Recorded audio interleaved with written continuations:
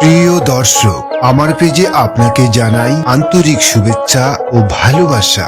আমি বরাবরই চেষ্টা করি আমাদের গ্রাম বাংলার চিরচেনা হাটবাজারের গল্প আপনাদের সামনে তুলে ধরতে। আজও তার ব্যতিক্রম নয়।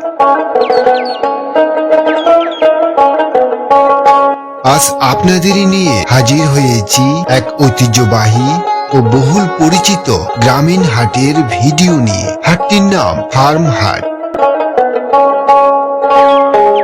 দিনাজপুর জেলাধীন কোতোয়ালি থানার ২ নং সুন্দরবন ইউনিয়ন পরিষদের অন্তর্গত এই ফার্ম হাটটি স্থানীয় মানুষের কাছে অত্যন্ত জনপ্রিয়। এই হাটটি সপ্তাহে ২ দিন বসে, শনিবার ও বুধবার। এই হাটের একটি বিশেষ বৈশিষ্ট্য হলো ভোরের আলো ফোটার সাথে সাথে শুরু হয় বেচাকেনা, আর তা চলে দুপুর প্রায় ১২টা পর্যন্ত।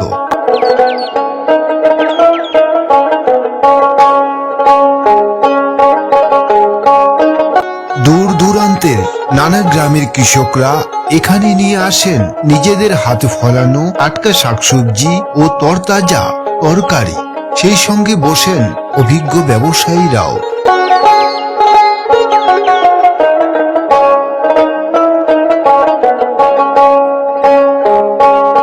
বাহারি শাকসবজি আর রকমারি তরিতরকারির দোকানগুলো দেখলে সত্যি মন জুড়িয়ে যায়।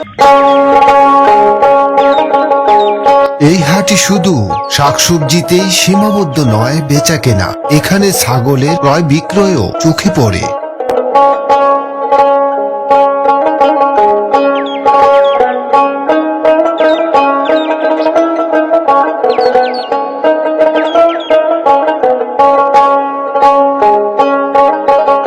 ছাগলের বাজারের পাশে সারি সারি করে দাঁড়িয়ে আছেন হাঁস নিয়ে।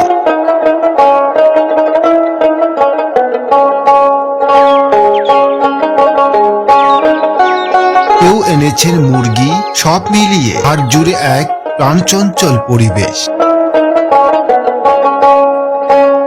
আর এই হাটের আরেক বড় আকর্ষণ হলো মাছের বাজার। দেশি মাছ, শোল, পুঁটি, টাকি সহ আরো নানা প্রজাতির মাছ এই হাটকে করে তোলে আরো প্রাণবন্ত।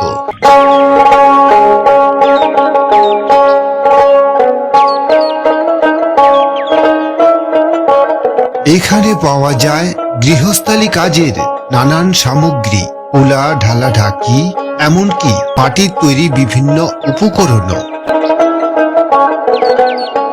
কোথাও দেখা যায় পেঁয়াজের পুলি বিক্রি হচ্ছে, আবার কেউ বসেছেন কাপড়ের দোকান নিয়ে।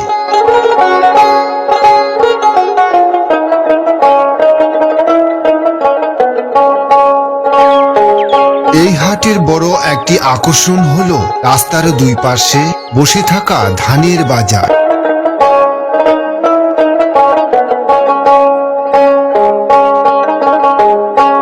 শুধু তাই নয়, এখানে বাইসাইকেল কেনাবেচা হয়, এমনকি ঘরের খাটও পাওয়া যায়। ভোরবেলা শুরু হওয়া এই হাটে ভাজা পোড়ার দোকানগুলো আলাদা আনন্দ যোগ করে। অনেকে মুড়ি, বুট খেতে খেতে হাটের কেনাকাটা সারছেন।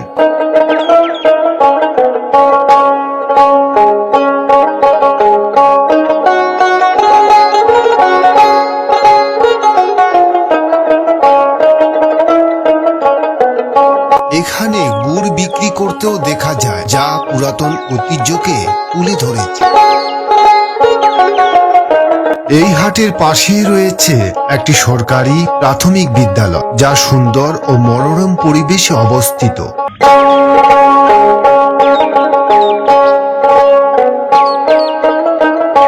প্রিয় দর্শক, আপনার কেমন লেগেছে ফার্ম হাট? আপনার মূল্যবান অনুভূতি কমেন্টে জানাতে পারেন। ভিডিওটি ভালো লাগলে লাইক ও শেয়ার করে এই গ্রামীণ হাটের সৌন্দর্য আরো মানুষের কাছে পৌঁছে দিতে পারেন। আর এমন আরো হাটবাজারের ভিডিও দেখতে আমার পেজটি ফলো করে রাখতে পারেন। আজ এ পর্যন্তই। সবাই ভালো থাকুন, সুস্থ থাকুন। আমার সঙ্গে থাকার জন্য আপনাদের সবাইকে আন্তরিক ধন্যবাদ।